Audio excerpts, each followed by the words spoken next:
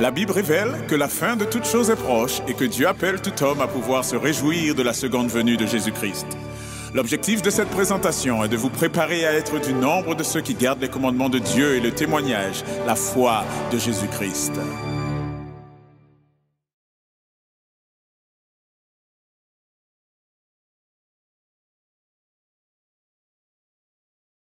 Bonjour à toutes et à tous et bon sabbat. Content de vous revoir, content de vous connaître ou de vous revoir aussi pour certains autres. Et je salue aussi toutes celles et ceux qui sont présents avec nous via Internet et qui suivent ce service. Et nous allons, avant de commencer cette présentation, nous allons invoquer la présence du Seigneur. Et je vous invite là où c'est possible à pouvoir vous prosterner.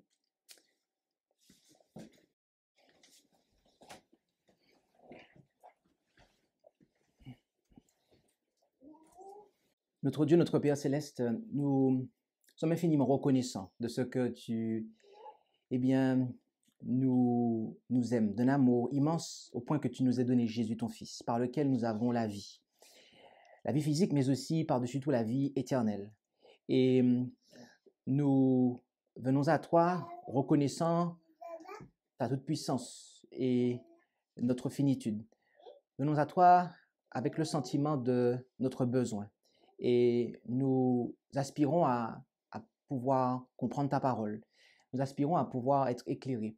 Et veuille nous accorder pour cela cet esprit et nous donner le discernement afin que nous soyons, durant ce moment, visités par toi et que tu puisses toucher nos cœurs et bénis chacun de ceux qui participent à ce moment, qui suivent ce moment, et ainsi que ton serviteur, afin que ton nom seul soit glorifié.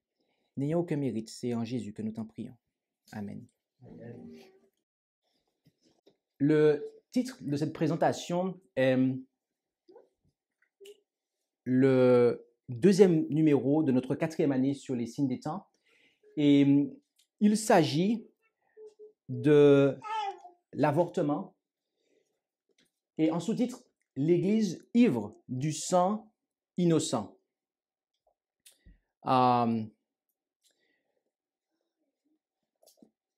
Comme le titre l'indique, nous allons considérer le sujet de l'avortement.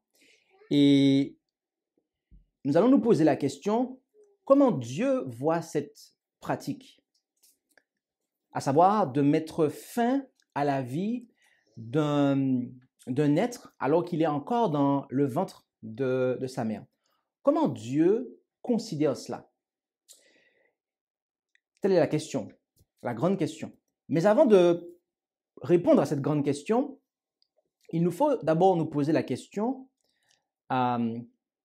s'agit-il véritablement d'une vie humaine, à savoir lorsque l'enfant est encore dans le ventre de sa mère? Parce que lorsque j'ai appris qu'il y a un enfant ici qui a 16 mois, il a 16 mois depuis quel moment on lui donne 16 mois en fait? Du moment qu'il est sorti du ventre de sa mère. Et donc, de par cette logique-là, on pourrait déduire, se dire oui, donc dans ce cas, c'est la vie humaine commence du moment que l'enfant est sorti du ventre de sa mère. Mais est-ce que Dieu voit les choses comme ça? J'aimerais vous suggérer que Dieu considère l'enfant à naître comme une vie humaine. En effet, la vie prénatale est précieuse aux yeux de Dieu et la Bible décrit la connaissance que Dieu a des êtres avant leur conception. Rendons-nous tout d'abord en Psaume 139, verset 16. Où allons-nous? C'est exact. Psaume 139, verset 16. Et là, nous lisons en Psaume 139, verset 16. « Tes yeux m'ont vu lorsque j'étais comme une masse informe, et sur ton livre étaient inscrits tous les jours qui m'étaient réservés, quand aucun d'eux n'existait. » Amen. Donc, le Seigneur a les regards, en fait, sur les êtres qui sont encore dans le sein maternel. Bien qu'ils ne soient pas formés, et même lorsqu'ils sont une masse informe. Autrement dit, le fœtus lui-même, en fait. Lorsque vous regardez l'être vivant, au tout début, dans le ventre de sa mère, c'est vraiment informe, en fait. Comme on l'aime à les appeler, c'est des petites crevettes. Eh bien, Dieu les voit, en fait. Dieu les considère. Et voyez-vous, dans certains cas, Dieu a guidé directement la vie prénatale. Et tel fut le cas de Samson, comme on peut le lire en Juge 13, verset 5. Où allons-nous? C'est exact. Juge 13, verset 5. Où nous lisons, « Car voici, tu vas être enceinte et tu enfanteras un fils, et le rasoir ne passera point sur sa tête, parce que l'enfant sera nazaréen de Dieu dès le sein de sa mère. Et ce sera lui qui commencera à délivrer Israël de la main des Philistins. » Amen. Est-ce que vous pensez que est-ce que vous pensez que Dieu aurait été content si la mère de Samson avait décidé d'avorter, en fait? Est-ce que vous pensez qu'elle n'aurait-elle pas, en fait, frustré le plan de Dieu en faisant ça? Bien évidemment, puisque le Seigneur a dit, l'enfant sera nazaréen de Dieu dès le sein de sa mère. D'accord? Un serviteur de Dieu, et même une servante de l'Éternel, en général, eh bien, est appelé dès le sein de sa mère. Rendons-nous en Ésaïe 49 et lisons le verset 1 et 5. Où allons-nous? Verset 1 et 5. On ne va pas lire de 1 jusqu'à 5, mais 1 et 5, car dans ces deux versets-là, nous avons deux passages intéressants. Il est dit ici, « Écoutez-moi, peuple éloigné, prêtez l'oreille. L'Éternel m'a appelé, comment? Dès l'âge de 1 an? Non, dès ma naissance, dès le sein de ma mère, il a prononcé mon nom. » Et verset 5, « Et maintenant, l'Éternel parle, lui qui m'a formé dès ma naissance pour être son serviteur, pour ramener à lui Jacob. Or, Israël ne se rassemble point, mais je suis honoré aux yeux de Dieu, et mon Dieu a été ma force. » Vous avez noté ça? À partir de quel moment nous donnons, aujourd'hui, en tout cas en Occident, nous donnons un nom à un enfant, en fait? À partir du moment où est-ce qu'il naît, en fait, qu'il sort du ventre de sa mère.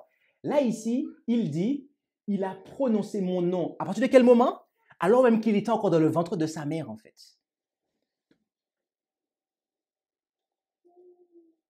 Donc, du moment, en fait, qu'un être est dans le sein maternel, eh bien, il est au service de Dieu.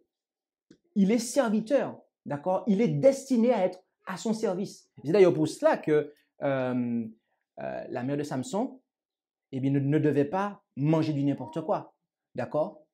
Parce que cet enfant-là, dès le sein maternel, il devait être au service et préparé pour le service, plus précisément. Jérémie avait été choisi comme prophète avant sa naissance, comme on peut le lire en Jérémie chapitre 1, verset 5. Où allons-nous? C'est exact. Jérémie chapitre 1, verset 5.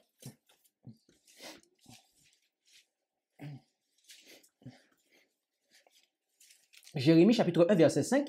Et là, nous lisons, « Avant que je te formasse dans le sein de ta mère, je t'ai connu. Avant que tu sortisses de son sein, je t'ai sanctifié, je t'ai établi prophète pour les nations. » Amen. Sanctifié signifie quoi? Mettre à part pour un usage saint. Donc, il avait déjà été mis à part, il avait déjà été choisi, en fait, par l'Éternel. OK? Et tel fut le cas aussi de Paul, comme on peut le voir en Galates 1, versets 15 et 16. Où allons-nous maintenant? Tout à fait, Galates 1, versets 15 et 16, où nous pouvons lire, « Mais quand il a plu à Dieu, qui m'avait choisi dès le sein de ma mère et qui m'a appelé par sa grâce, de me révéler intérieurement son Fils afin que je l'annonçasse parmi les gentils, aussitôt je ne consultais ni la chair ni le sang. Voyez-vous, Jean-Baptiste, quant à lui, devait être rempli du Saint-Esprit à partir de quel moment? Dès le sein de sa mère, comme on peut le voir en Luc 1, versets 15 et 16. OK? Rendons-nous en Luc chapitre 1 maintenant. Faisons un petit bond en arrière. Et lisons là, au chapitre 1 de l'épître de l'évangile, excusez-moi, selon Luc, le verset 15 et 16. Luc 1, versets 15 et 16, où il nous est dit, « Car il sera grand devant le Seigneur. Il ne boira ni vin, ni boisson forte, et il sera rempli du Saint-Esprit dès le sein de sa mère. Il convertira plusieurs des enfants d'Israël au Seigneur leur Dieu. » Un message. J'adresse ici un petit message aux mamans ou à celles qui ne sont pas encore mamans et qui caressent un jour l'idée de le devenir. Dès le sein, du moment que l'enfant est dans votre ventre, vous pouvez agir de sorte qu'il soit rempli du Saint-Esprit en fait. Ou le contraire.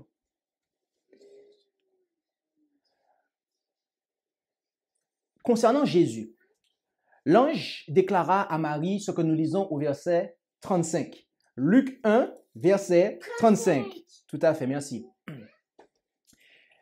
Et l'ange lui répondit, « Le Saint-Esprit viendra sur toi, et la puissance du Très-Haut te couvrira de son ombre. C'est pourquoi aussi le Saint-Enfant qui naîtra de toi sera appelé le Fils de Dieu. » D'accord? Le Saint-Enfant qui naîtra de toi sera appelé le Fils de Dieu.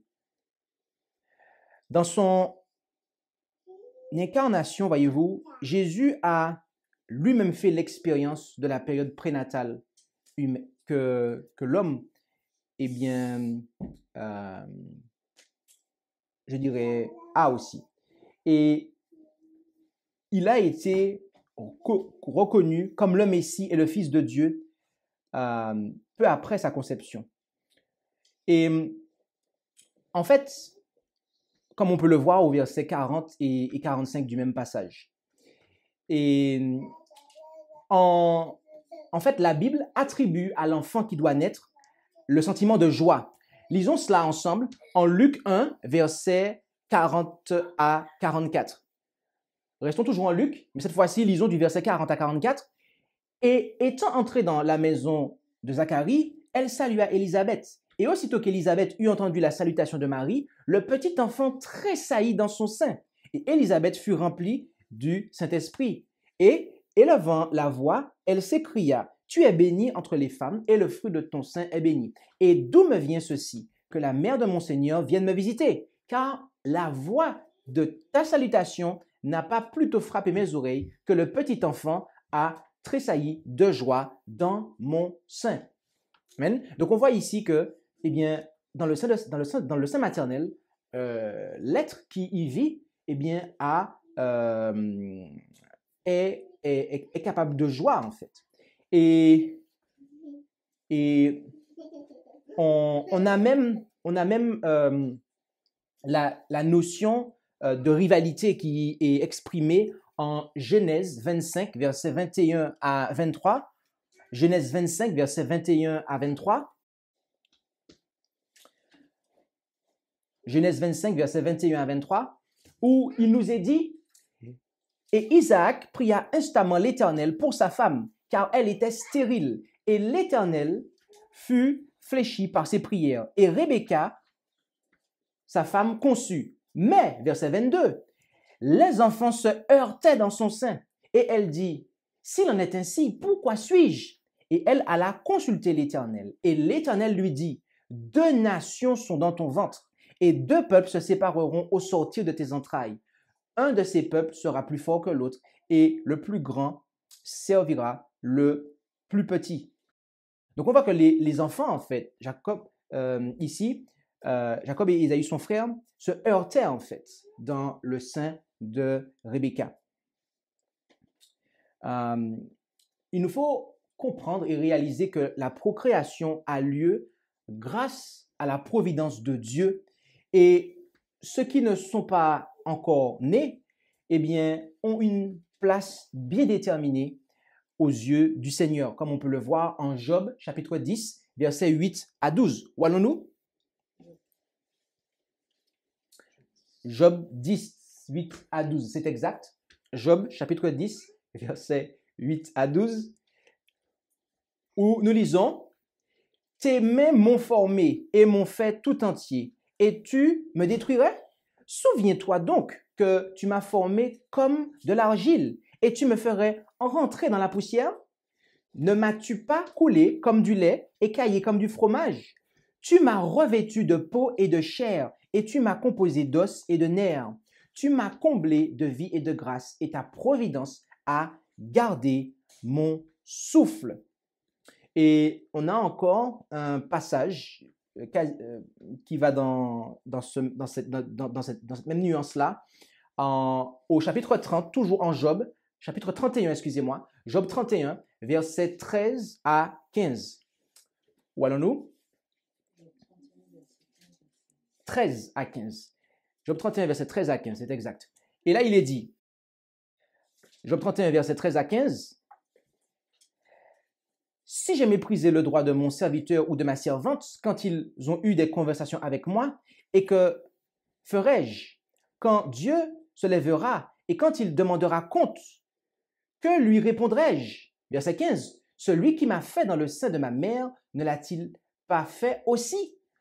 Un même Créateur ne nous a-t-il pas formés dans le sein maternel? » Ainsi, il est manifeste que dès le sein maternel, l'être qui s'y trouve, eh bien, est connu de Dieu.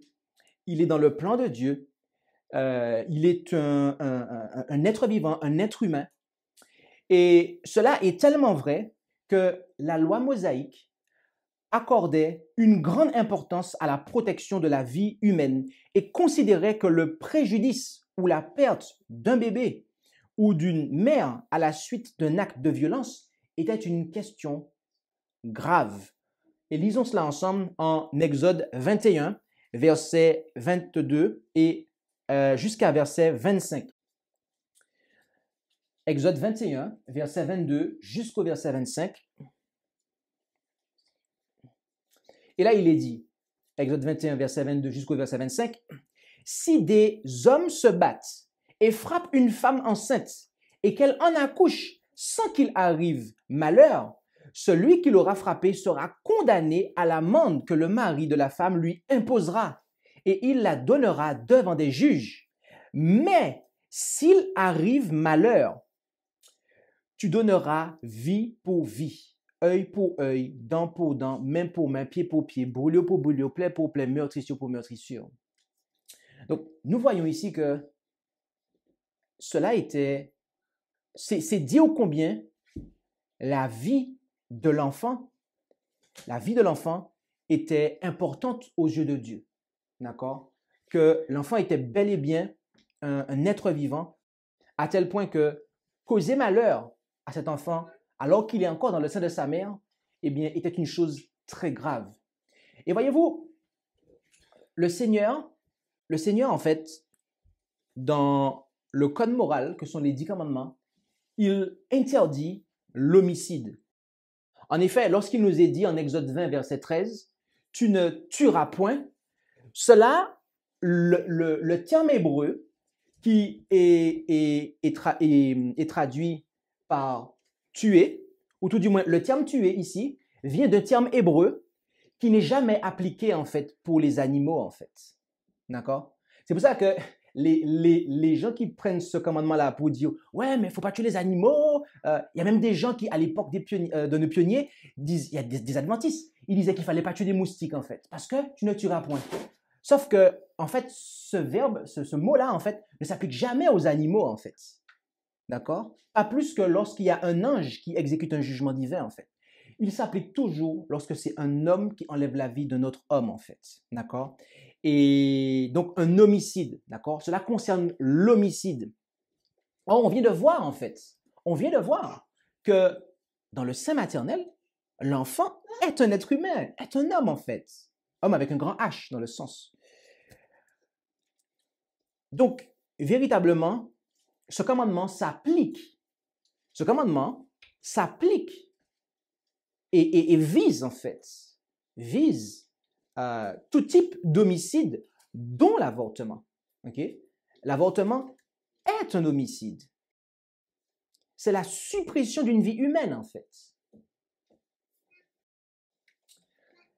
Et voyez-vous, lorsqu'un enfant est dans le sein de sa mère, est-ce qu'il est de nature pécheresse?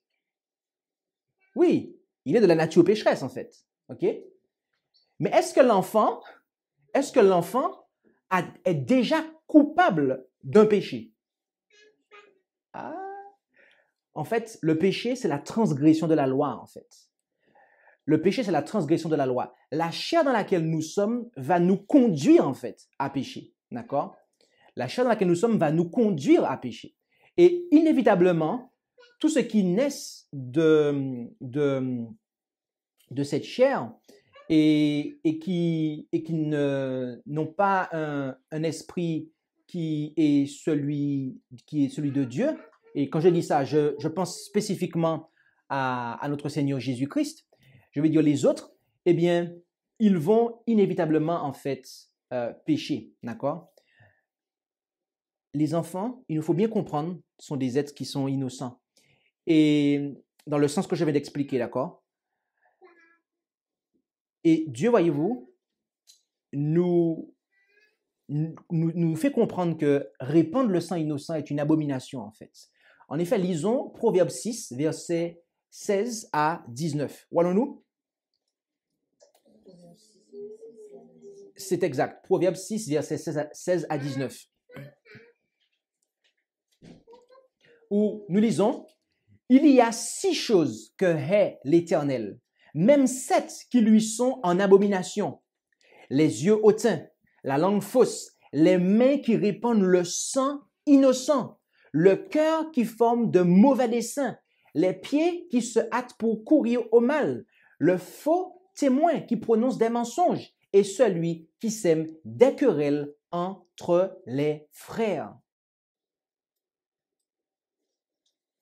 Des choses que hait l'Éternel, des choses qu'il a en abomination. Et le fait de répandre le sang innocent en fait partie. Et voyez-vous, Dieu ne se contente pas de nous exprimer qu'il hait cela. Il ne se contente pas de nous dire que c'est une abomination à ses yeux, mais il va plus loin et il nous exprime très clairement qu'il désapprouve tout commerce visant à répandre le sang innocent. En effet, rendons-nous en Deutéronome 27, verset 25. Où allons-nous? C'est exact. Deutéronome 27, verset 25. Et là, il nous est dit, « Maudit celui qui reçoit un présent pour mettre à mort l'innocent. » Et tout le peuple dira quoi? Amen. Le peuple devait dire Amen, pas autre chose. Le Seigneur nous dit même ce que le peuple doit dire, en fait. Il faut dire Amen à ça, en fait. Et en psaume, le psaume 15, du verset 1 à 5, tout le psaume, lisons-le ensemble. Psaume 15. Combien d'entre nous voulons aller au ciel? Combien d'entre nous voulons nous présenter devant Dieu, nous tenir sur la montagne sainte? Et dès maintenant, nous pouvons l'être par la foi. Dès maintenant, nous pouvons être dans le sanctuaire. Dès maintenant, nous pouvons être par la foi dans le tabernacle en suivant Jésus. Eh bien, lisons ça ensemble. À nous tous qui avons cette aspiration. Psaume 15, verset 1 à 5. Éternel, qui séjournera dans ton tabernacle? Qui habitera sur la montagne de ta sainteté? Verset 2. C'est celui qui marche dans l'intégrité et qui pratique la justice, qui dit la vérité telle qu'elle est en son cœur, qui n'emploie pas sa langue à médire, qui ne fait point de mal à son prochain et ne jette point l'opprobre sur son voisin, qui regarde avec dédain l'homme méprisable et honore ceux qui craignent l'Éternel. Et s'il a juré, fût-ce à son dommage, il n'y change rien. Il ne donne point son argent à usure et ne prend point de présent contre l'innocent. Celui qui fait ces choses ne sera, comment? Jamais ébranlé. Il ne sera jamais ébranlé, est-il dit.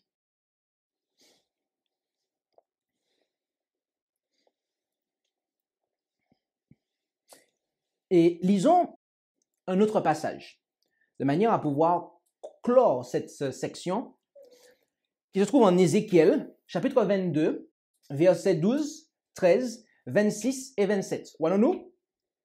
Ézéchiel, chapitre 22, versets 12, 13, ainsi que le verset 26 et le 27. Et là, il est dit, « Chez toi, l'on reçoit des présents pour répandre le sang. Tu prends l'intérêt et l'usure. Tu dépouilles ton prochain par ta violence et tu m'oublies, dit le Seigneur l'Éternel. Voici, je frappe des mains à cause des spoliations que tu as commises et du sang qui a été répandu au milieu de toi. » Verset 26. Ces sacrificateurs violent ma loi et profanent mes choses saintes. Ils ne distinguent pas entre ce qui est saint et ce qui est profane. Ils ne font pas connaître la différence entre ce qui est souillé et ce qui est pur. Ils ferment les yeux sur mes sabbats et je suis profané au milieu d'eux.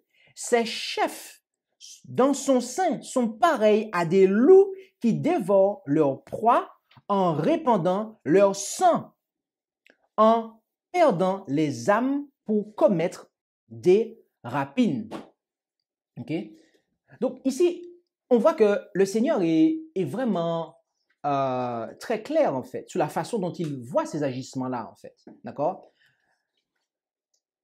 Il désapprouve très clairement le fait de répandre le sang et son commerce.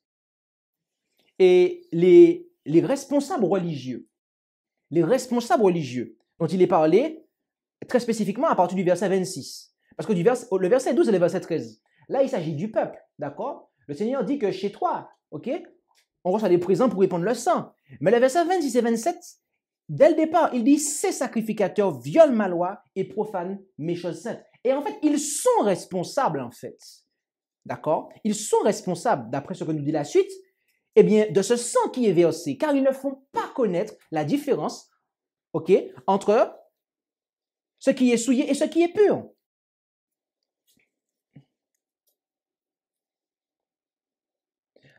Nous pourrions dire que, oh, cela s'applique à l'époque d'Ézéchiel, l'Ancien Testament, et que de nos jours, le Seigneur n'a pas de problème avec nous, en fait, par rapport à ça. Mais, permettez-moi de vous dire que il y a malheureusement beaucoup de systèmes religieux qui, à l'heure actuelle, nous parlons, sont concernés par cela. Et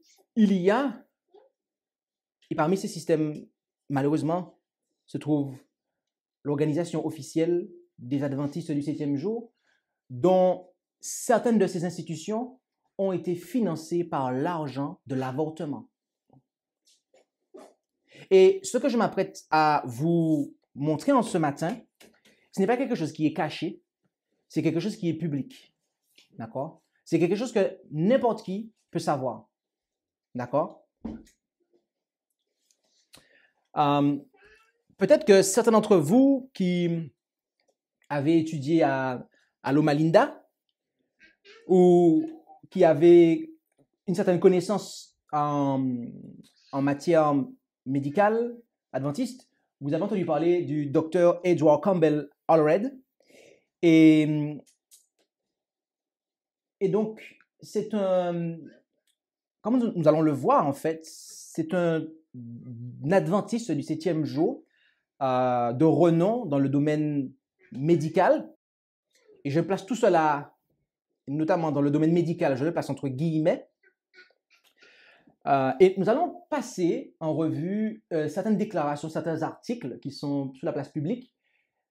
Et notez en fait ce qu'il a été fait, d'accord? Ce qui a été fait. Dans un journal, San Diego Union, October 12, 1980, la première page, il est dit « Les cliniques d'avortement, dont une à San Diego, appartiennent au docteur Edward Campbell Allred, avorteur multimillionnaire qui affirme avoir pratiqué personnellement au moins 250 000 avortements depuis 1968. » C'est dans un journal, hein? Et c'est la première page du journal. D'accord? Dans un autre journal, The Fresno Bee, Sunday, March 18, 1979, à 14, il est dit, et c'est lui qu'on cite, « Je ne veux pas me vanter, mais on peut dire sans risque de se tromper que j'ai beaucoup plus d'expérience que quiconque aux États-Unis dans ce domaine. » Et le domaine dans lequel il parle, dans le contexte, c'est l'avortement, en fait. Un adventiste du 7e jour, médecin, docteur, spécialiste de santé, qui déclare cela. Dans The San Diego Union, October 12, 1980, page 14, il est dit, donc, le contrôle de la population est trop important pour être arrêté par certains types de produits de droite. Donc, il faut comprendre ici, il parle de contrôle de la population. Donc, il ne faut pas qu'il y ait trop de naissances. Il faut réguler les naissances, en fait. Et il dit que cela est trop important. Et il ne faut pas laisser ceux qui sont pro-vie, à savoir contre l'avortement, eh bien, nous empêcher, en fait. Prenez le nouvel afflux d'immigrants hispaniques. Leur manque de respect pour la démocratie et l'ordre social est effrayant. J'espère pouvoir faire quelque chose pour endiguer cette vague. Et comment a-t-il dit qu'il allait faire cela? Si je le pouvais, regardez la solution qu'il a proposée, j'installerais une clinique gratuite au Mexique. Une clinique. Alors on pourrait se dire, mais non, mais c'est une clinique qui va pour penser les bobos, etc. Non, non, c'est pas une clinique pour penser les bobos, mes amis. Peut-être qu'une clinique à Calexico pourrait m'aider. La survie de notre société pourrait être en jeu. Et la suite nous le dit. Donc, il voulait installer 2 cliniques, en fait. Il avait ce projet-là pour aider la société. Il dit, lorsqu'une femme noire maussade de 17 ou 18 ans peut décider d'avoir un bébé et obtenir des allocations et des bons d'aliments et devenir un fardeau pour nous tous, il est temps d'arrêter. Dans certaines parties du sud de Los Angeles, avoir des bébés pour l'aide sociale est la seule industrie dont disposent les gens. Et après, on nous dit que Allred a dit que ces cliniques pourraient continuer à pratiquer des avortements gratuits pour les femmes pauvres pour le bien de la société. Dans un autre article, The San Diego Union, October 12, 1980, « J'aime travailler dur », déclara-t-il. « J'aime travailler dur », a déclaré Allred, qui pratique 1800 avortements par mois. « Je me sens presque coupable quand je ne travaille pas. » Allred fut diplômé de l'école de médecine de l'université de qui? Quelle université l'a diplômé? Loma Linda, mes amis, dirigée par l'Église adventiste du 7e jour en 1964. Il déclara qu'il aurait préféré être avocat ou politicien, mais tout bon garçon adventiste du 7e jour est censé devenir médecin. Et on conclut dans cette slide, je travaillerai, tout du moins, oui, je travaillerai de 6 heures du matin à minuit pour pratiquer des avortements. Mais je pense qu'en fait, il parlait au passé. Donc, c'est je travaillais de 6 heures du matin à minuit pour pratiquer des avortements. Mais effectivement, vous pratiquez 1800 avortements par mois. Dans un autre article, Santa Cruz Sentinel, June 14, 1973, page 10, le sabbat du 7e jour est le jour le plus populaire pour les femmes pour se faire avorter. À Avalon, plus d'une centaine d'avortements sont souvent pratiqués de 8 heures à 17 heures. Donc, autrement dit, pendant qu'il y a l'école du sabbat, le culte, etc., eh bien, nous avons des avortements qui ont lieu dans des instituts adventistes, quoi. Allred a été nommé ambassadeur de l'université de Loma Linda. Vous savez c'est quoi un ambassadeur? C'est quelqu'un qui vous représente, en fait. Il a été nommé ambassadeur de l'université de Loma Linda. Allred est honoré en tant qu'ambassadeur distingué de l'université Loma Linda, dont la mission est de poursuivre le ministère. Donc, la mission de Loma Linda, c'est de poursuivre le ministère de Jésus pour guérir l'homme. Et a été nommé ambassadeur de cet institut, de cette université, quelqu'un qui tue des hommes, en fait. D'accord? Et la preuve en image, voici, lorsque vous avez la liste des ambassadeurs de Loma Linda, vous avez son nom qui apparaît ici. Ambassadeur. Ambassadeur, ambassadeur. D'accord? Et vous avez l'université adventiste, la Sierra, qui a donné à son centre d'affaires le nom d'Allred. Vous avez des articles aussi qui l'appuient. D'accord? Il y a aussi, en 1990, Allred a été honoré dans un rapport à la session de la conférence générale adventiste du 7e jour à Indianapolis pour ses dons monétaires. D'accord? Et l'article se trouve ici, la portion en question. Donc, en haut, c'est marqué à gauche, Report presented at the General Conference Session, c'est-à-dire un rapport qui a été présenté à la session de la conférence générale. Et Philanthropic Service for Institutions, c'est-à-dire les services philanthropiques pour les institutions. Et là, en fait, on dit en haut, à droite, et en fait, on nous dit qu'il y a eu presque une douzaine d'injections philanthropiques de fonds dans les institutions de l'Église entre 1985 et 1989. Et voici des échantillons. Et en deuxième paragraphe, on nous parle justement de Edward Allred qui a donné 200 000 dollars, d'accord, au campus de Loma Linda University, d'accord, 200 000 dollars, ok. Il a donné 200 000 dollars. Juste pour rappel, il est multimillionnaire, ce monsieur, parce qu'il a de 6 heures à minuit, en fait, pratiqué des avortements à raison de 1800 par mois. Et à une certaine période, il y en avait 250 000 dans toute sa vie, en fait. Et il a donné des dons, en fait, aux institutions adventistes qui le savaient et qui ont accepté son argent, en fait.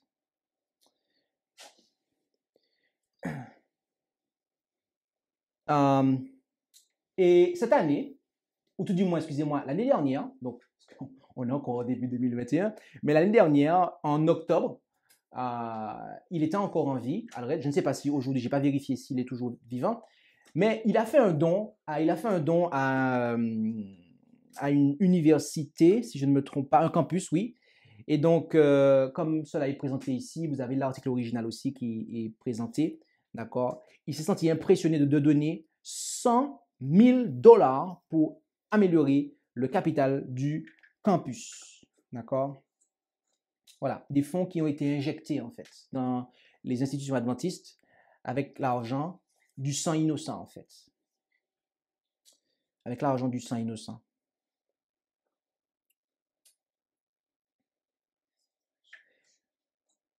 Mes amis, savez-vous que porter atteinte à la vie d'un petit revient à porter atteinte à celle du Christ? Ce n'est pas moi qui le dis, en fait. Matthieu 24, verset 40. Lisons ça ensemble, Matthieu 24, verset 40. Matthieu 24, verset 40, où nous lisons, « Et le roi, répondant, leur dira, « Je vous le dis en vérité, en tant que vous avez fait ces choses à l'un de ces plus petits de mes frères, vous me les avez faites à moi-même. » Vous me les avez faites à moi-même, dit le Seigneur. Et voyez-vous, cela, l'action en fait d'avortement est comparable à l'action qui a été menée par Judas en fait. Notamment et très précisément, le fait de prendre de l'argent en fait pour répandre le sang. Cela est comparable à l'action qui a été menée par Judas. Lisons ça, hein. Matthieu 26, versets 14 et 15. Matthieu 26, versets 14 et 15. Où il nous est dit, « Alors, l'un des 12, appelé Judas l'Iscariote, s'en alla vers les principaux sacrificateurs et leur dit, « Que voulez-vous me donner? Et je vous le livrerai. » Et ils lui comptèrent 30 pièces d'argent. Donc, de manière à pouvoir livrer Jésus, Judas a reçu de l'argent, en fait. Judas a reçu de l'argent.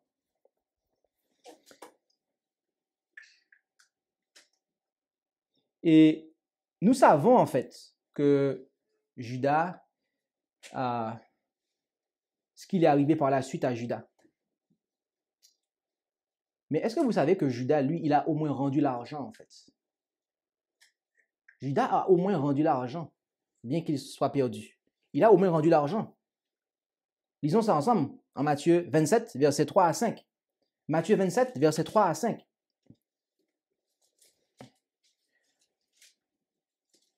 Matthieu 27, versets 3 à 5. Alors Judas, qui l'avait trahi, voyant qu'il était condamné, se repentit et reporta les 30 pièces d'argent aux principaux sacrificateurs et aux anciens, en disant, « J'ai péché, j'ai trahi le sang innocent. » Mais ils dirent, « Que nous importe? Tu y aviseras. » Alors, après avoir jeté les pièces d'argent dans le temple, donc il n'est pas parti avec, hein, il les a remis en fait. Il se retira et s'en étant allé, il s'étrangla. Il s'étrangla. J'ai une question pour vous. Est-ce que Judas, c'est Dieu qui l'a rejeté en fait? Non, c'est pas Dieu qui l'a rejeté. Dans la personne de Jésus, Dieu a tout fait pour toucher le cœur de Judas. Mais malheureusement, Judas est arrivé à tel point, à un niveau, que pour lui, il n'était pas possible d'être pardonné en fait. Il n'avait pas cette foi salvatrice en fait, que Dieu aurait pu lui pardonner cela en fait. Et il ne s'est pas appuyé sur Dieu. Et donc, il a mis fin à ses jours. Judas a versé le sang innocent. Mais il a rendu l'argent. Il a rendu l'argent. Mais aujourd'hui, nous avons une église qui conserve sans remords l'argent obtenu par le meurtre d'êtres humains, par avortement, autrement dit. Et de ce fait, en fait, il y a une plus grande culpabilité que pour Judas, en fait, qui, lui, a quand même rendu l'argent. Parce que pour lui, c'était quand même déshonorant, en fait, de conserver ça, en fait. Ça le torturait tellement qu'il ne pouvait pas garder ça dans sa poche. Il allait rendre l'argent, en fait. Mais aujourd'hui, on a une église qui, de par ses institutions, d'accord, est en connaissance de cause. Parce qu'ils ont honoré cet homme, d'accord? Ils l'ont honoré, en fait. Et ils savent comment il a gagné sa vie. Parce que c'est sur la place publique. Ils ne peuvent pas dire qu'ils ne savent pas, en fait. Ils conservent l'argent.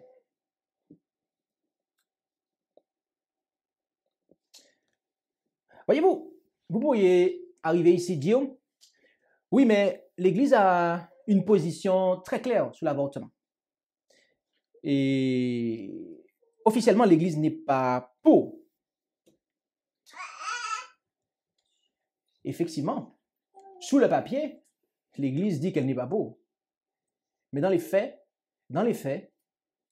permettez-moi de vous dire que c'est tout le contraire en fait.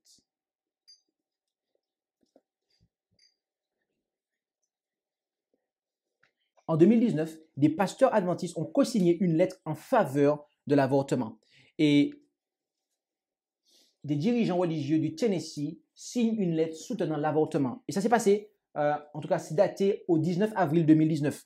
Un groupe de leaders et d'activistes religieux du Tennessee ont déclaré publiquement leur soutien à l'avortement sur demande dans une lettre exhortant le gouverneur pro-vie, Bill Lee, à s'opposer à la législation sur les battements du cœur.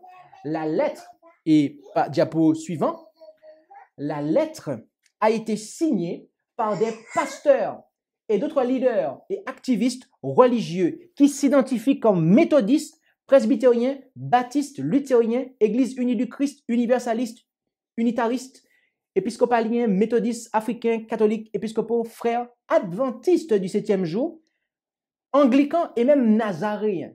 D'accord? Toutes des dénominations chrétiennes. Des dirigeants musulmans. Donc, il n'y a pas que des chrétiens. Bouddhistes et juifs ont également signé, ainsi qu'une prêtresse païenne. Donc, on a des adventistes qui sont allés signer un document avec une prêtresse païenne en faveur de l'avortement. Et la lettre, l'original peut être lu plus bas. Et si vous allez sur le lien, vous pouvez le voir.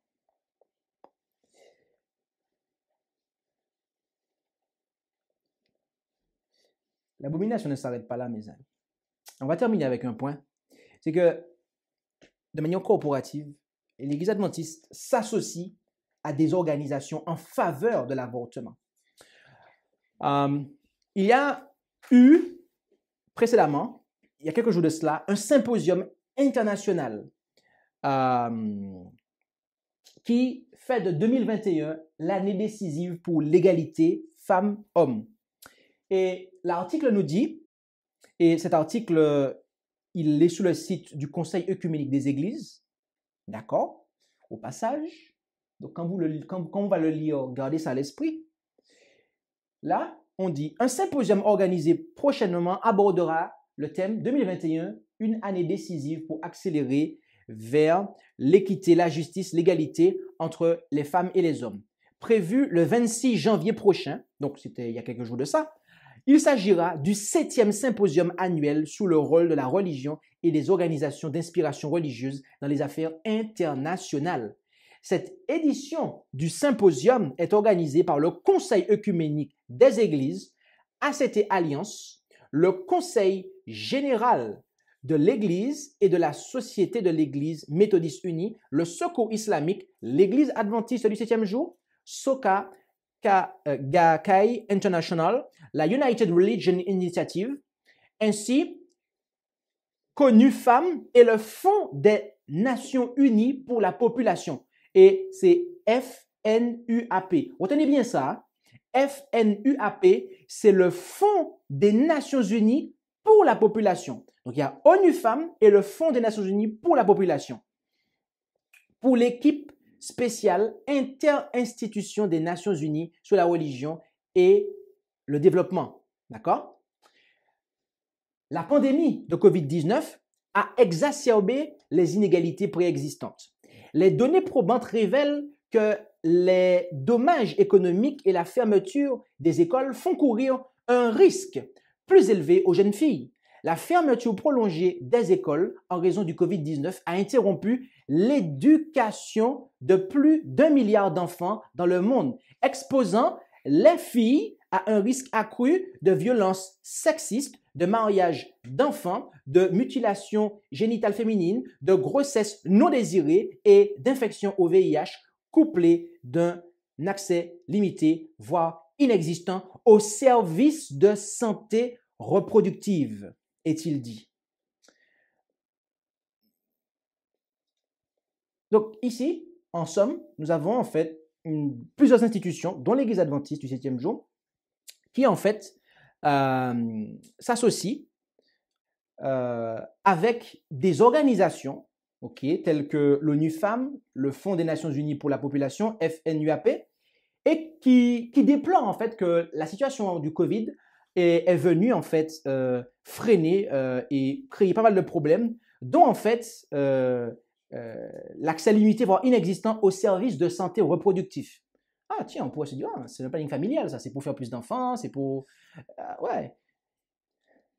En fait, service de santé reproductive, mes amis, là, c'est un terme édulcoré pour dire avortement, en fait. D'accord? L'ONU reconnaît l'avortement comme un droit de l'homme. L'ONU reconnaît l'avortement comme un droit de l'homme. Et on parle de l'ONU parce que l'ONU est assiégée avec l'Église adventiste, d'accord? Lisons cela sur le site Center for Reproductive Rights. Et il est dit, l'accès à l'avortement est un droit de l'homme. Cela est mentionné dans le titre, et vous avez 2 paragraphes où cela est mentionné, d'accord? Et on y fait référence avec l'observation générale du Comité des droits de l'homme des Nations Unies. Donc, Center for Reproductive Rights, si je traduis, le Centre pour les droits de reproduction, qui collabore avec l'ONU, eh bien, on reconnaît que l'avortement est un droit fondamental. D'accord? Il reconnaît que l'avortement est un droit fondamental. Et nous savons qu'une partie de l'ordre du jour de ce symposium, eh bien, portait sur la sécurisation des services d'avortement pendant la pandémie du COVID-19. Et il a été fait mention du FNUAP, d'accord? Le FNUAP, c'est une organisation qui sert à limiter le développement démographique, la croissance démographique, d'accord? Au nom du développement humanitaire et économique. Et lisons ce que le FNUAP, le Fonds des Nations Unies pour la population, regardez ça, pour la population. Quand on lit ça, on a l'expression qu'ils sont en faveur de la population. Mais en fait, il devrait s'appeler contre la population, puisqu'en fait, ils veulent limiter la croissance démographique. Et regardez ce qu'ils disent sur leur site internet. FNUAP, en fait, ils soutiennent l'avortement. Ils disent, là où l'avortement est illégal, le FNUAP soutient le droit de toutes les femmes à bénéficier de soins post-avortement pour leur sauver la vie.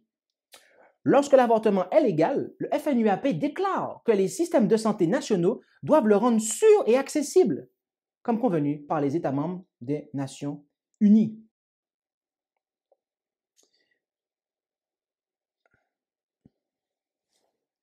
Voilà. Voilà avec qui l'organisation officielle s'est assise pour parler. Ainsi, dans les pays où l'avortement est illégal, le FNUAP fournit des soins post-avortement pour les avortements illégaux. Dans les pays où l'avortement est légal, il veille à ce que tout le monde ait accès à l'avortement. Pourquoi? Eh bien parce que le FNUAP s'occupe du contrôle de la population et que sa mission est d'atténuer la croissance démographique insoutenable de la race humaine. Et voyez-vous, en plus de planter des arbres pour observer Laudato Si, comme nous l'avons vu la semaine précédente, dans le volume 4, numéro 1, qui est l'encyclique du pape visant à observer le dimanche comme jour de repos, eh bien, la nouvelle mission de l'organisation adventiste officielle est de garantir des services d'avortement pendant la pandémie du COVID-19, en fait.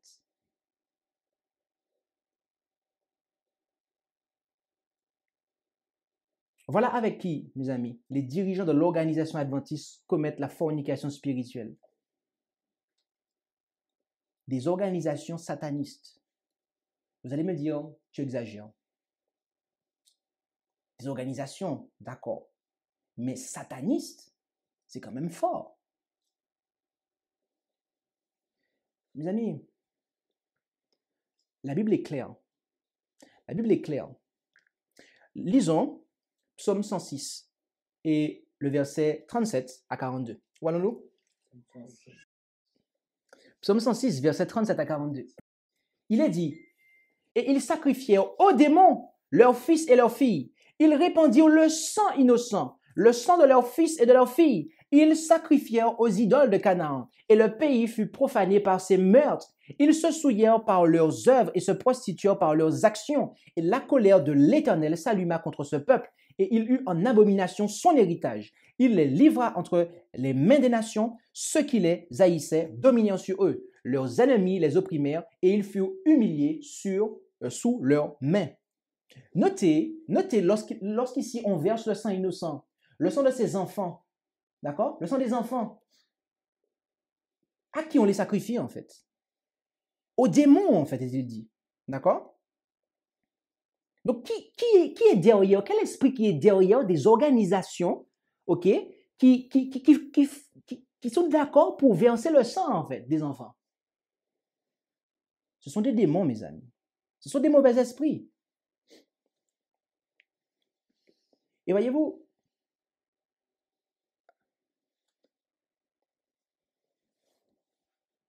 Babylone, il nous est dit que Babylone est ivre du sang. En effet, en Apocalypse 17, versets 1 à 6, où allons-nous? C'est exact. Apocalypse 17, versets 1 à 6. Et là, il nous est dit, et l'un des 7 anges qui avait les 7 coupes vint et me parla, me disant, viens, je te montrerai le jugement de la grande prostituée qui est assise sur plusieurs eaux, avec laquelle les rois de la terre ont commis fornication, et qui a enivré du vin de sa fornication ceux qui habitent la terre. Et il me transporta en esprit dans un désert, et je vis une femme assise sur une bête de couleur écarlate, pleine de noms de blasphème, et ayant 7 têtes et 10 cornes. La femme était vêtue de pourpre et de couleur écarlate et parée d'or, et de pierres précieuses, et de perles, ayant à la main une coupe d'or pleine des abominations des souillures de sa fornication. Et sur son front était écrit un nom, Mystère, Babylone la grande, la mère des prostituées et des abominations de la terre. Et je vis cette femme enivrée du sang des saints et du sang des martyrs de Jésus, et en la voyant, je fus saisi d'une grande admiration. Alors, je précise que ici, j'ai cité la version Osterwald 2018, très précisément, qui nous dit Babylone la grande, la mère des prostituées. D'accord? La mère des prostituées. La mère des prostituées, nous savons c'est quelle organisation en fait. D'accord? C'est le système, d'accord, catholique romain qui a de ce fait des filles, d'accord, des églises protestantes qui la suivent dans ses voies. Et on nous dit qu'elle est ivre. Elle est ivre du sang des saints. Elle est ivre du sang, en fait. Elle a versé le sang, en fait. Elle a versé le sang. Tout ça à cause de quoi? À cause, eh bien, de la fornication spirituelle qui a été commise avec les instances politiques, d'accord? Avec le pouvoir civil, d'accord? Les compromis qui ont été faits. Mes amis, Babylone est ivre du sang des saints. Je vous pose une question. Quand vous êtes une organisation et que vous versez le sang innocent, dans quelle catégorie vous vous rangez en fait? Vous vous rangez dans la catégorie de la femme d'Apocalypse 12 ou du côté de la femme d'Apocalypse 17 en fait? C'est une question que je laisse en suspens. Mais en laissant ça en suspens, j'aimerais vous rappeler et préciser que l'avortement, mes amis, est une pratique sataniste. C'est une pratique qui est satanique, très précisément. Lisons Jean 8, verset 44. Où allons-nous? Jean 8, verset 44. C'est exact. Jean 8, verset 44. On l'a lu tout à l'heure. En psaume 106. Mais maintenant, remarquons ça. Il est dit ici, le père dont vous êtes issus, c'est le diable. Et vous voulez accomplir les désirs de votre père. Il a été meurtrier dès le commencement. Notez depuis quel moment il a été meurtrier. Dès le commencement. Le diable a été meurtrier dès le commencement, mes amis. C'est la genèse même du diable, en fait. C'est la genèse même de l'ennemi de nos âmes, le meurtre, en fait. D'accord? Donc, est-ce que l'avortement est une pratique satanique? Bien évidemment que cela l'est. Et c'est donc pour cela que, eh bien, les satanistes, les institutions nommées telles quelles satanistes, déclarent que l'avortement sauve des vies, en fait. Ils en font des slogans et ils affichent ça, en fait, aux USA, comme vous pouvez le voir ici. D'accord? Et c'est thesatanictemple.com qui a fait cette publicité-là, en fait. D'accord? Abortion saves lives. Les avortements sauvent des vies, disent-ils.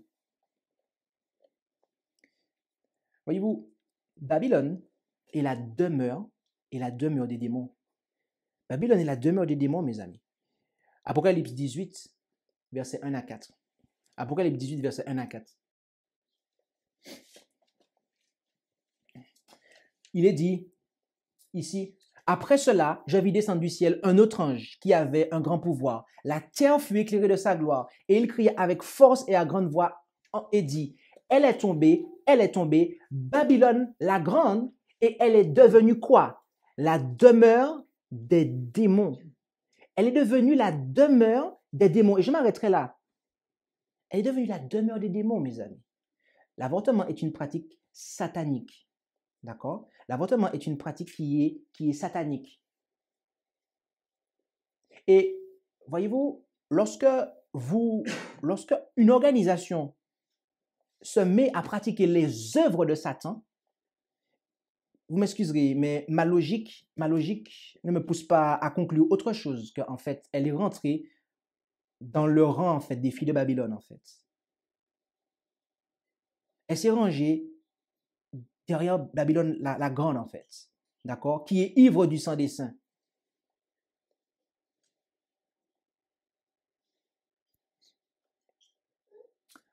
L'adventisme du 7e jour moderne a partiellement été financé par l'argent provenant du meurtre des bébés et des dirigeants se plaisent à s'associer à des organisations satanistes qui pratiquent cette abomination en fait.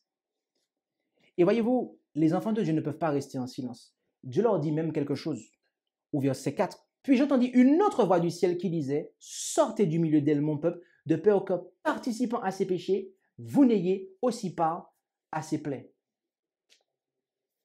Dieu ne veut même pas que nous restions là, mes amis. Dieu ne veut même pas que nous restions là, mes amis.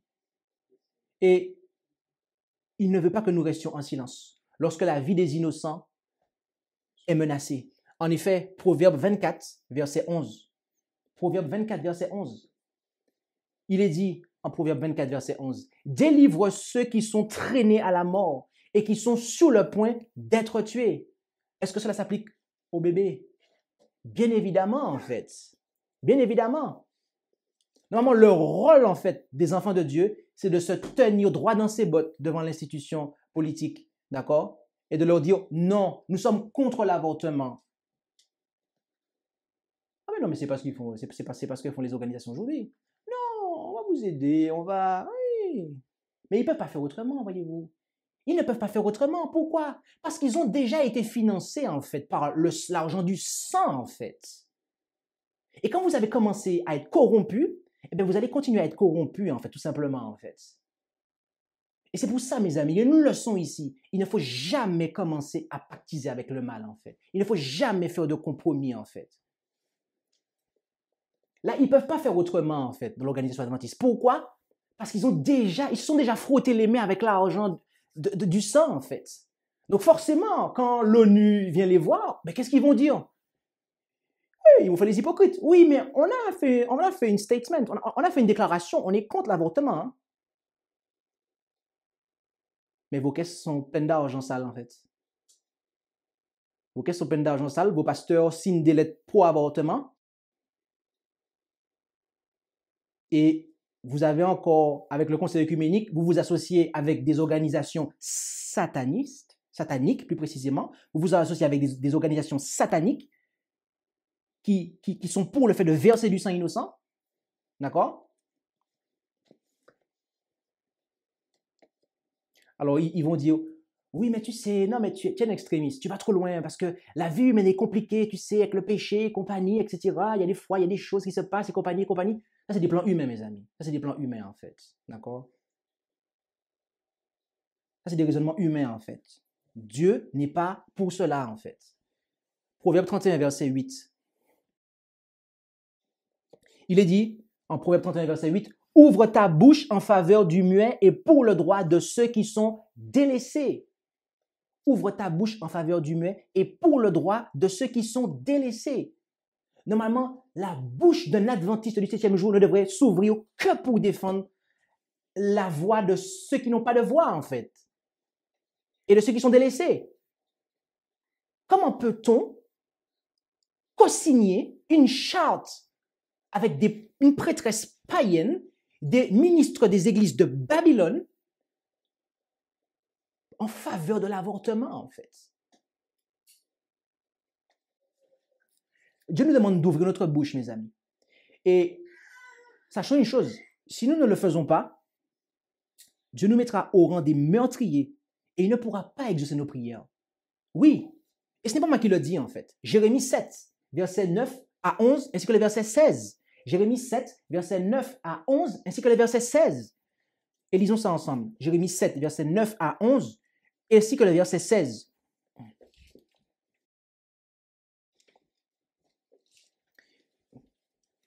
Il est dit, quoi? Vous dérobez? Vous tuez? Vous commettez des adultères? Vous jurez faussement? Vous offrez de l'encens à Baal et allez après d'autres dieux que vous ne connaissez pas? Puis, vous venez vous présenter devant moi dans cette maison sous laquelle mon nom est invoqué et vous dites, nous sommes délivrés pour faire toutes ces abominations-là. N'est-elle plus à vos yeux qu'une caverne de voleurs, cette maison sur laquelle mon nom est invoqué? Et voici, moi-même je le vois, dit l'Éternel. Et toi, et là il parle à Jérémie, son serviteur, et toi, ne prie pas pour ce peuple. N'élève pour eux ni cri, ni requête, et ne me sollicite point, car je n'écouterai pas. Je n'écouterai pas, dit-il. Et parmi la liste des péchés, c'est celui de meurtre. L'avortement en fait partie. D'accord? L'avortement en fait partie et se range dans l'homicide. Si Jésus était ici aujourd'hui, mes amis, vous allez me dire, oh, il ne prêcherait pas comme toi, pasteur. Non, non, non, Jésus ne prêcherait pas comme ça. Regardez ce qu'il a dit ici. Il a dit quoi ici? Il a dit quoi? Il a dit, n'est-elle pas à vos yeux qu'une caverne de voleurs, cette maison? Quand Jésus est venu sur terre, qu'est-ce qu'il a fait? Il a purifié le temple, mes amis. Il a renversé les tables. Et je peux vous dire qu'il y a des gens qui sont partis du temple, mes amis. Ils étaient choqués de ce que Jésus a fait, en fait. Ils étaient choqués de ce que Jésus a fait. Mes amis, si Jésus était là en 2021, il aurait renversé les tables, en fait.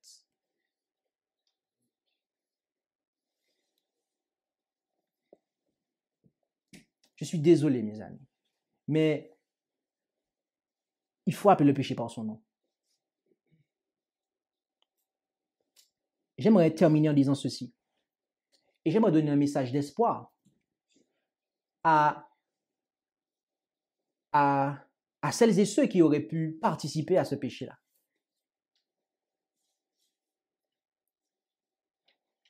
On pourrait, à l'ouïe d'un tel message, se dire, j'ai participé à ce péché-là. J'ai peut-être, en tant que femme, moi-même avorté. Ou en tant que mari, j'ai peut-être encouragé mon épouse ou je ne sais quelle autre personne à l'avortement. Voyez-vous, il n'y a aucun péché, ou je vais reprendre ma phrase comme suit, parmi la liste des 10 commandements, voyez-vous, tous les péchés qui sont mentionnés peuvent être pardonnés en fait. David a tué un homme pour prendre sa femme. Dieu lui a pardonné parce qu'il s'est sincèrement repenti. Et si nous nous repentons sincèrement, mes amis, et que nous restituions ce qui est en mesure de pouvoir être restitué, et que nous ne prenons aucune part dans ce péché duquel nous nous sommes repentis, eh bien Dieu va accepter notre repentance. Dieu va l'accepter, mes amis. Dieu va l'accepter. J'en suis convaincu. Parce que, voyez-vous, la Bible nous le dit. Mais si nous résistons, si nous nous obstinons, mes amis, et que nous refusons d'appeler le péché par son nom, nous refusons le jugement que Dieu a déjà rendu à l'égard de cela, en fait, et que pire, nous continuons à pratiquer ces choses-là, alors, là, c'est autre chose. Mais ne prenons surtout aucune part, en fait. Si on se repent vraiment, ne prenons aucune part. N'ayons pas de part avec les méchants. N'ayons pas de part avec les organisations qui se plaisent dans ces choses-là, mes amis. N'ayons aucune part. N'ayons aucune part. Puisse le Seigneur nous aider à ouvrir les yeux et à voir là où est-ce que nous en sommes.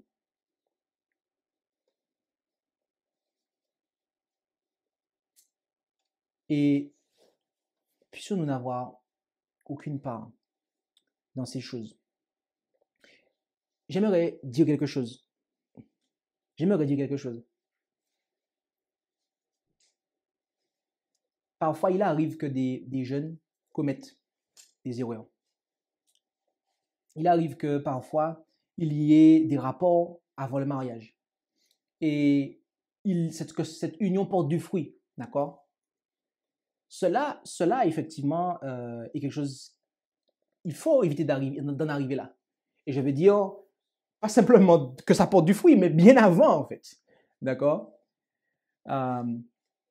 Mais n'ajoutons pas péché sur péché, en fait. N'ajoutons pas péché sur péché. N'ajoutons pas, en fait, à la fornication ou l'adultère, le péché de meurtre, en fait. N'ajoutons pas à ça, en fait. N'ajoutons pas ça. Limitons les choses. Travaillons en amont, en fait, à éviter ces choses-là. Mais surtout, n'ajoutons pas péché sur péché, en fait. Dieu a un plan, mes amis, pour chacun d'entre nous. Et Dieu a un plan pour nos enfants, quelle que soit la condition dans laquelle ils sont nés, quelles que soient les circonstances dans lesquelles cet enfant est né. L'avenir sera effectivement peut-être difficile pour certains enfants. Leur vie sera peut-être difficile selon les conditions dans lesquelles ils sont nés. Mais Dieu a un plan, en fait. Dieu a un plan pour chaque enfant, en fait.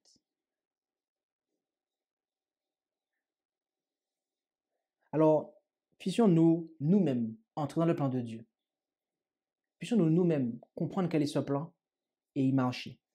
Et Dieu nous bénira abondamment. Et il bénira nos enfants, mes amis. J'en suis convaincu. Que le Seigneur nous bénisse tous. Amen. Amen. Je vous invite à pouvoir prier et nous allons pour clore. Et procédons-nous là où c'est possible.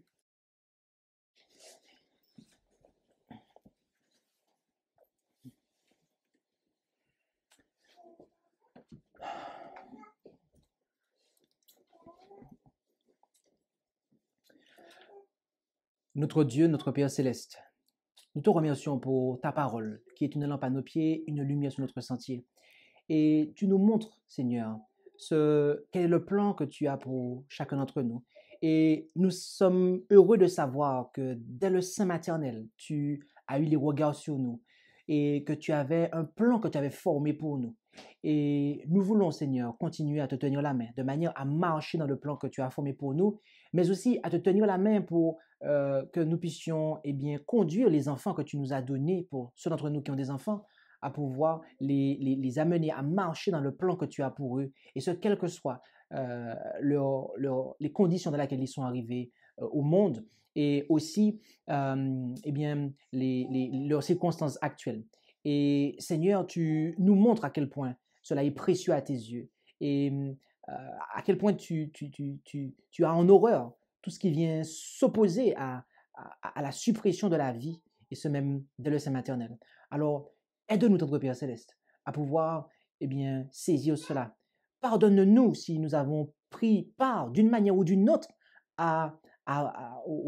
au fait de verser le sang innocent, et que tu puisses nous laver dans le sang précieux de Jésus, nous purifier notre conscience de ces œuvres mortes, et que nous puissions n'avoir aucune part avec les œuvres des ténèbres, et que nous puissions au contraire les combattre, les dénoncer, que nous puissions parler en faveur de ceux qui n'ont pas de voix, de ces êtres qui n'ont pas de voix, qui ne peuvent pas s'exprimer comme nous, et que nous puissions être le sel de la terre. Et aide-nous à pouvoir, Seigneur, comme nous le pouvons, là où nous le pouvons, endiguer le mal par notre témoignage, notre voix, notre positionnement. Aide-nous, Père, à pouvoir être ces sentinelles pour toi, là où est-ce que nous sommes. Et viens, Seigneur, à notre secours, car nous voyons que les temps dans lesquels nous sommes sont des temps qui sont mauvais. Nous voyons que au sein même, Seigneur, de ceux qui invoquent ton nom, de ceux qui professent ton nom, il y a de ces abominations qui sont pratiquées. Que tu puisses nous aider, Père, à pouvoir éclairer ceux qui n'ont pas encore les yeux ouverts, afin de pouvoir arracher du feu les tisons qui brûlent encore, alors, et qui sont sur le point de brûler, tout du moins. Bénis chacun d'entre nous, Père, et accorde-nous ta paix, ta grâce. C'est en Jésus que nous t'en prions. Amen. Amen. Merci d'avoir écouté cette présentation avec intérêt. Pour plus d'informations, consultez notre site internet lereste.org et suivez-nous sur Facebook ainsi que sur YouTube à @lereste. Vous pouvez aussi nous contacter par email à info@lereste.org ou par téléphone au +33 6 12 60 13 69.